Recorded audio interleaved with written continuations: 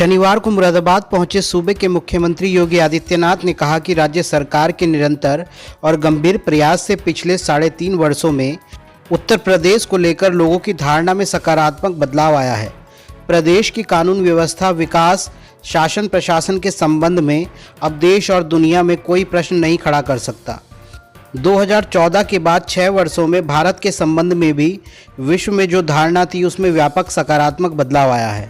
उन्होंने कहा कि किसी भी व्यक्ति अथवा क्षेत्र के संबंध में धारणा उसके विकास को प्रभावित करती है। पूर्वांचल के संबंध में यह सोच है कि यह क्षेत्र गरीब और पिछड़ा है, जबकि प्रकृति और परमात्मा ने पूर्वी उत्तर प्रदेश को सर्वाधिक समृद्ध बनाया है। पूर्वी उत्तर प्रदेश में हर क्षेत्र में नेतृत्व करने की क्षमता है। उन्होंने कहा कि पूर्वांचल की क्षमता और सामर्थ्य को पहचानने की आवश्यकता है। उन्होंने आधुनिक वैज्ञानिक तकनीक का प्रयोग कर खेती की लागत को कम करने तथा कृषि उत्पादन व उत्पादकता को बढ़ाने की भी आवश्यकता पर बल दिया।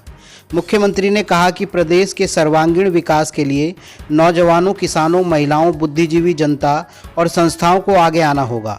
उन्होंने आगे कहा कि प्राचीन काल से ही भारत के गांवों में सभी प्रकार के कार्यों से जुड़े लोग रहते थे। इस व्यवस्था के कमज़ोर होने से हुए पलायन के कारण गरीब पर पिछड़े होने का ठप्पा लगा है।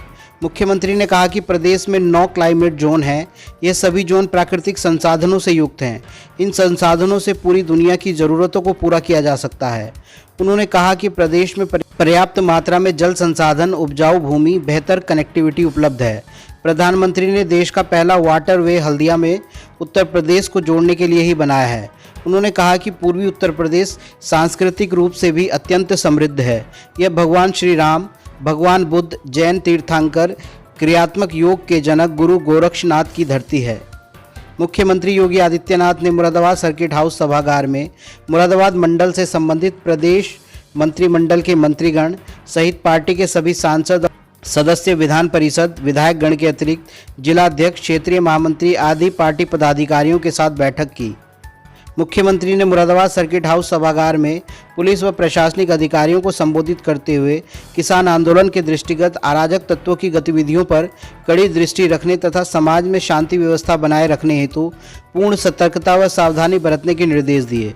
उन्होंने सभी धान क्रय केंद्रों की व्यवस्थाओं व प्रबंधों को सुव्यवस्थित कर दलाल मुक्त व्यवस्था विकसित करते हुए धान क्रय केंद्रों से संबंधित शिकायतों प्रभावी निराकरण सुनिश्चित करने को भी अधिकारियों को निर्देश दिए। इस अवसर पर पंचायती राज मंत्री भूपेंद्र चौधरी, प्रदेश अध्यक्ष स्वतंत्र देव सिंह, राज्य मंत्री बलदेव सिंह औलख, राज्य मंत्री गुलाब देवी, अध्यक्ष बाल अधिकार संरक्षण आयोग डॉक्टर विशेष गुप्ता, एमएलसी जयपाल सिंह व्यस्त, नगर विधायक रितेश गुप्ता, कांठ विधायक राजेश कुमार चुन्नू, एमएलसी हरि सिंह ढिल्लो, महापौर विनोद अग्रवाल, अध्यक्षा जिला पंचायत मिथिलेश रानी, उपाध्यक्ष गोपाल अंजान, जिलाध्यक्ष राजपाल सिंह चौहान, अशोक कटारिया, हरिओम शर्मा, करमवीर सिंह, मोहित बेनीवाल आदि पार्टी पदाधिकारियों के अतिरिक्त commissioner Virendra Kumar Singh, ADG Bareilly zone Avinash Chandra, IG Ramesh Sharma, DM Rakesh Kumar Singh, SSP Prabhakar Chaudhary, नगर आयुक्त संजय चौहान आदि जनप्रतिनिधि, भाजपा के नेतागण व अधिकारी उपस्थित रहे।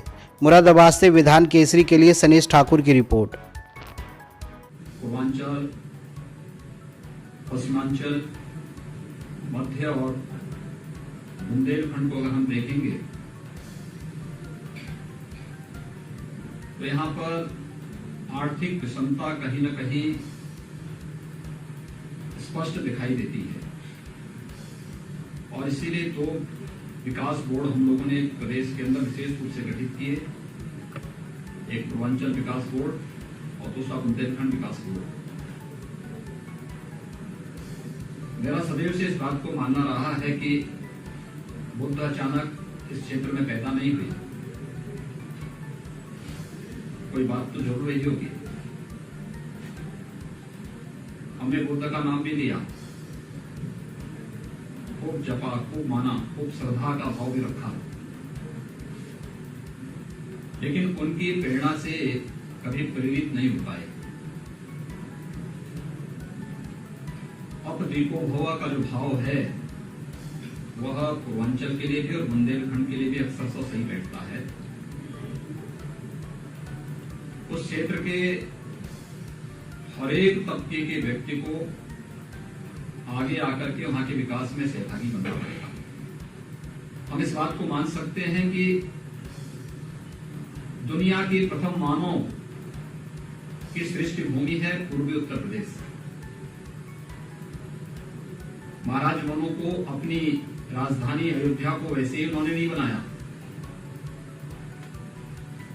काशी दुनिया की सबसे प्राचीन नगरियों में गिनी जाती है।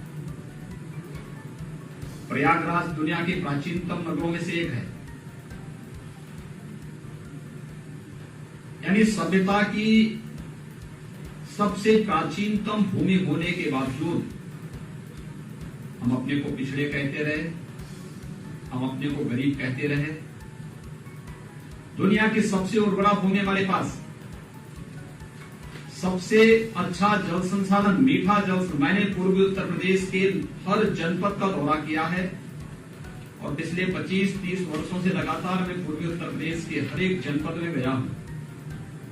मुझे कहीं भी जल की कमी नजर नहीं आई और कहीं भी खारा जल नहीं दिखाई दिया। प्रचुर मात्रा में मीठे जल की उपलब्धता, भूमि इतनी उर्वरा, वास्तव में वह मानवीय सभ्यता की भूमि अचानक नहीं बनी। मेरा यह मानना है किसी भी अच्छे कार्य के लिए, किसी भी लक्ष्य को प्राप्त करने के लिए दोनों चीजें कभी बाधक नहीं बन सकती। बशर्ते एक शुद्ध नियत से अगर हम उस लक्ष्य को प्राप्त करने के दिशा में प्रयास प्रारंभ कर सके। और ये कार्य हम लोगों ने पूर्वी उत्तर प्रदेश में जहां ये गोष्ठी हो रही है, यहां पर इस गोष्ठी का महत्व इसलिए भी है, यहां पे जुड़ा हुआ एक एक व्यक्ति अगर उसका समाज के साथ और थोड़ी भी संवेदना वहां के लोगों के प्रति, आम जनमानस के प्रति रही है, तो वह इंसेफ्लाइटिस की बीमारी यानी मस्तिष्क ज्वर की बीमारी को उसने समझा होगा, देखा होगा। जो 1977 से लेकर के 2017 तक जिस बीमारी के कारण लगभग 50,000 बच्चों की मौतें पूर्वी उत्तर प्रदेश में हुई थी।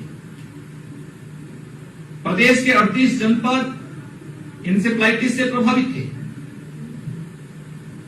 2017 में जब मैं मुख्यमंत्री बना था, तो मुख्यमंत्री बनने के बाद मैंने अलग से बजट का प्रावधान नहीं किया। मैंने केवल विभागीय बैठकें की। स्वास्थ्य विभाग को नोडल विभाग बनाया। स्वास्थ्य विभाग के साथ हम लोगों ने नगर विकास को, ग्राम्य विकास को, पंचायती राज को, महिला और बाल विकास को, बेसिक शिक्षा को, माध्यमिक शिक्षा को, समाज कल्याण को, दिव्यांगजन विभाग को, इन सबको इसके साथ जोड़ा। आंदोलन की स्वतंत्रता का होना चाहिए। ये नकारात्मक सोच जो लोग पैदा कर रहे हैं, इन्हीं लोगों के कारण पूर्वी उत्तर प्रदेश में गरीबी और पिछड़ापन देखने को मिला है। जिन लोगों यानी नौजवानों को और उनकी ऊर्जा को सकारात्मक दिशा में लगाने की बजाय नकारात्मक और नेगेटिव जो एक दिशा देने का लोग प्रयास कर रहे हैं, उससे बचना पड़ेगा। कोई भी ऐसे कार्यों को वहां पर समाहित न करने दे और ऐसे लोगों को एक झटके से दूध में मक्खी की तरह बाहर करने का हमें पूरे तैयारी के साथ कार्य करना होगा, जो विकास में बाधक हैं और जो नकारात्मक ऊर्जा के साथ अव्यवस्था और अराजकता पैदा करके पूरी व्यवस्था को बंधक बनाने का प्रयास करते हैं। इस प्रकार के लोगों को एक सिरे से खारिज करने की तैयारी भी हमें करनी पड़ेगी। जब हम लोग इस दिशा में प्रयास करेंगे, बहुत अच्छे प्रयास होने, अच्छे उसके परिणाम भी आएंगे। अगर आप ये वीडियो YouTube पर देख रहे हैं तो हमारे चैनल को सब्सक्राइब करें और बेल आइकन को दबाना ना भूलें। अगर आप Facebook पर ये वीडियो देख रहे हैं तो हमारे पेज को लाइक करें।